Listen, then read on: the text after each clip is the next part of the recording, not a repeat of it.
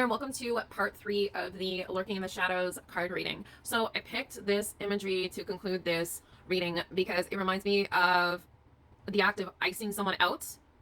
So it's showing an image of an icy heart. And whenever we ice somebody out, basically giving them the cold shoulder, not allowing them to emotionally affect us. So we talked about the importance of remaining calm when dealing with parasitic entities and how they feed off strong emotions, especially negative emotions, ones of sadness, ones of anger.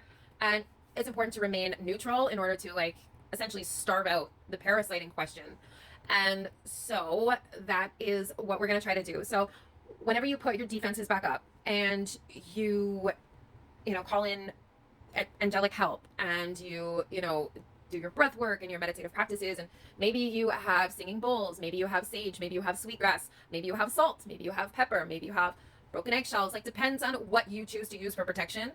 It's up to you. There is a plethora of spiritual protections, but it's important that as you're laying out the protective tools, across thresholds and in the corners of rooms and at the base of windows and doors and what have you, that you're remaining calm as possible whenever you're doing this, because if you want it to be effective, then if you want your spiritual protective measures to be effective, then you want to really elicit that internal power within you and put that internal power into your protective devices and mechanisms. Because you're going around the house clearing it and you're scared shitless as you're trying to smudge the house or what have you, then it's not going to be as effective. But if you try to remain calm and unaffected as you're placing these spiritual protections, it's going to be a much stronger protective measure.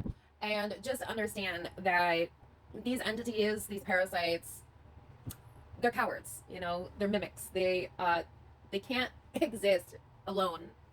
They have to latch on to some kind of life force in an attempt just to continue to exist. And sadly, they, try to leech on to the vulnerable. And so, listen to your kids if they see anything unusual in their room, or if they're telling you that they have genuine night terrors. Don't just shrug it off as the kids just being not wanting to sleep or whatever, or kids just having regular childhood fears.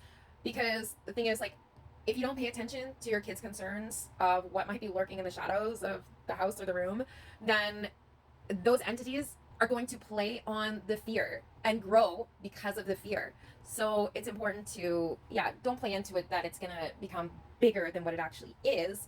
But at the same time, don't just dismiss it as being nothing, because often children have night terrors for a reason. It's because something in the unseen is essentially terrifying them.